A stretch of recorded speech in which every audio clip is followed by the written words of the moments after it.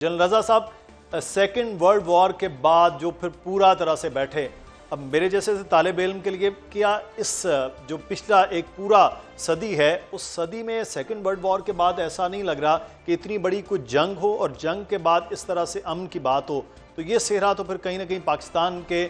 سر پہ سج رہا ہے کہ وہ ایک تھرڈ ورلڈ وار ہوتے ہوتے جو بچایا اور اب کوشش کر رہا ہے کہ یہ مذاکرات ہوں۔ جی الحمدللہ، بہت شکریہ جی، مجھے آپ نے پروگرام میں مدعو کیا، آپ کے لیے اور ویورز کے لیے السلام علیکم۔ بات یہ جی کہ اللہ کی طرف سے یہ آنر پاکستان کو ملا، اور سب سے پہلے تو ہمیں اپنے جو پرائم منسٹر آف پاکستان ہیں، جو ہمارے سی ڈی ایف ہیں، فیلڈ مارشل عاصم منیر صاحب، ہمارے جو ڈپٹی پرائم منسٹر اور فورن منسٹر ہیں اسحاق ڈار صاحب، اور باقی جتنے بھی ہمارے فورن آفس کے لوگ ہیں، ہماری جو قیادت ہے، ان سب کا شکر گزار ہونا چاہیے، ان کی تعریف بھی کرنی چاہیے اور ان کو اپلاڈ بھی کرنا چاہیے کہ انہوں نے بہت انتھک محنت کر کے یہ دن دکھایا کہ ایک تھرڈ ورلڈ وار جس کو بعض لوگ کہہ رہے تھے کہ ہونے والی ہے اور اس کے بعد ہو جائے گی، اور کچھ لوگ تو یہ بھی فور کاسٹ کر رہے تھے کہ خدا نخواستہ جو امریکہ ہے وہ کوئی نیوکلیئر ویپنز یا ٹیکٹیکل نیوکلیئر ویپنز جو ہیں وہ استعمال نہ کر دے، اسپیشلی جب ٹرمپ صاحب نے کہا تھا کہ ایک پوری کی پوری سویلائزیشن جو ہے ایک رات میں مٹ جائے گی۔ تو یہاں پہ سیز فائر کرانے کے لیے پاکستان نے جو کردار ادا کیا الحمدللہ اس کے لیے سب تعریف کے مستحق ہیں۔ نمبر 2، آئی تھنک ہمیں ایران کی قیادت اور جو امریکن قیادت ہے ان کا بھی اپریشیٹ کرنا چاہیے، شکر گزار ہونا چاہیے، انہوں نے یہ بات مانی۔ ابھی آگے بڑھتے ہیں کہ یہ سیکنڈ ورلڈ وار کے بعد آج جو بات ہو رہی ہے، آپ نے بڑی صحیح نشاندہی کی۔ سیکنڈ ورلڈ وار کے بعد ایک نیا ورلڈ آرڈر اس دنیا میں اسٹیبلش ہوا جس میں امریکہ ایک لیڈ پاور تھی اور ان کے کمپٹیٹر تھے یو ایس ایس آر، جو بعد میں یو ایس ایس آر جو ہے بریک اپ بھی ہو گیا۔ تو پھر بہت عرصے تک امریکہ جو ہے ایک یونیلیٹرل پاور کے طور پہ، ایک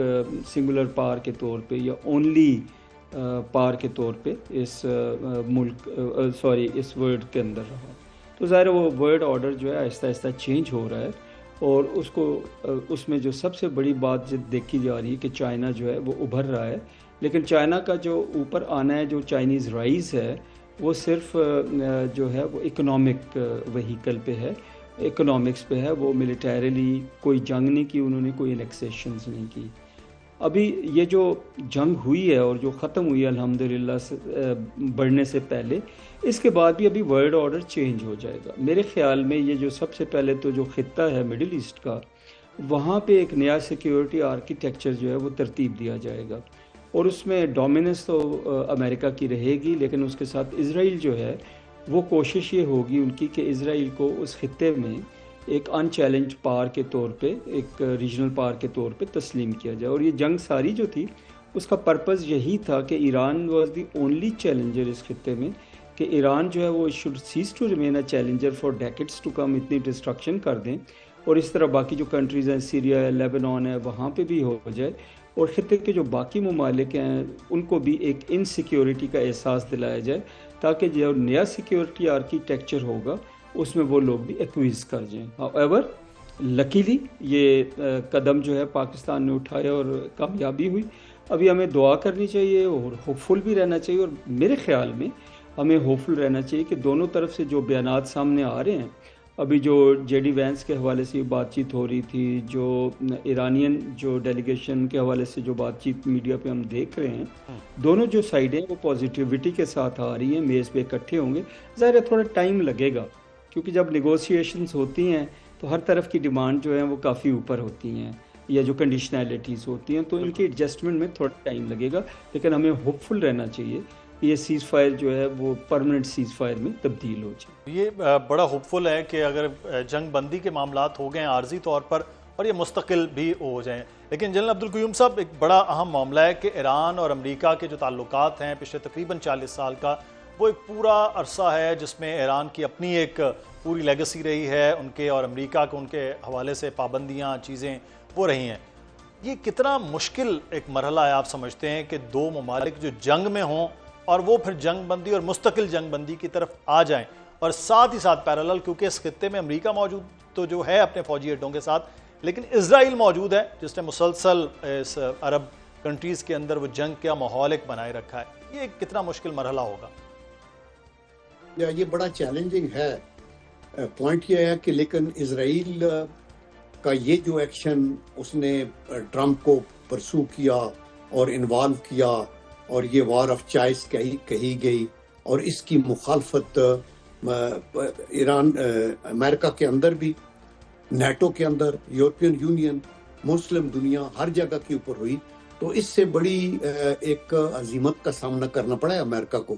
تو آئی ڈونٹ تھنک سو کہ ابھی اسرائیل تھرو آؤٹ اس طرح اپنی ٹرمز ڈکٹیٹ کرتا جائے گا. آپ کو یاد ہوگا کہ پریزیڈنٹ اوباما کے ٹائم پہ انہوں نے ایران کے ساتھ بیٹھ کے ایک وہ کمپریہنسو پلان بنایا تھا آف ایکشن، جس کے اوپر نیوکلیئر کے اوپر بات چیت ہو گئی تھی اور وہ چل رہا تھا.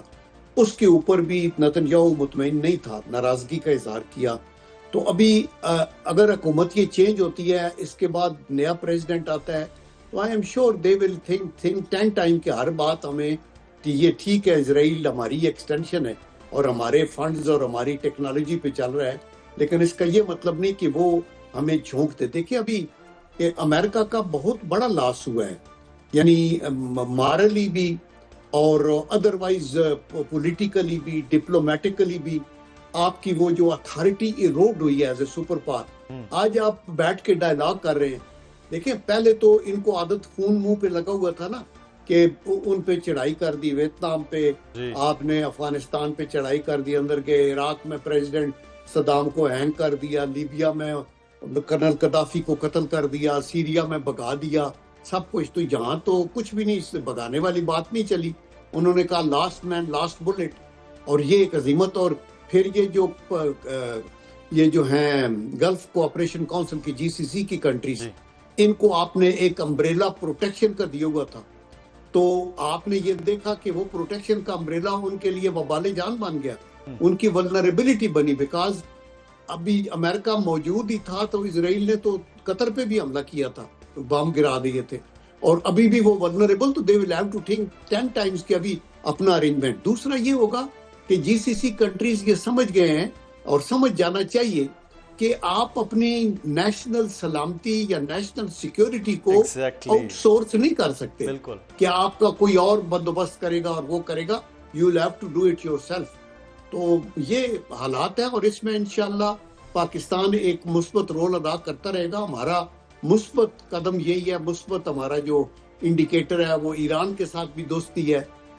سعودی عربیہ ہمارے دل سے قریب ہے، امریکن لیڈرشپ ہماری لیڈرشپ کی تعریف کرتی ہے، چائنا کے ساتھ ہم انقلاب سی پیک پہ چل رہے ہیں، رشیا کے ساتھ بھی ہمارا جو وہ ایک سسٹم تھا وہ ابھی میلٹ ہوا اور بیٹر ریلیشن شپ کی طرف جا رہے ہیں. تو میرے خیال میں اٹس اے گڈ اوپننگ. اللہ تعالیٰ کرے یہ ایک سیٹنگ میں تو کامیابی نہیں ہوگی، لیکن یہ سیز فائر اور ایکسٹینڈ ہو سکتی ہے اور اس کے بعد مسائل کی حل کی طرف جایا جا سکتا ہے.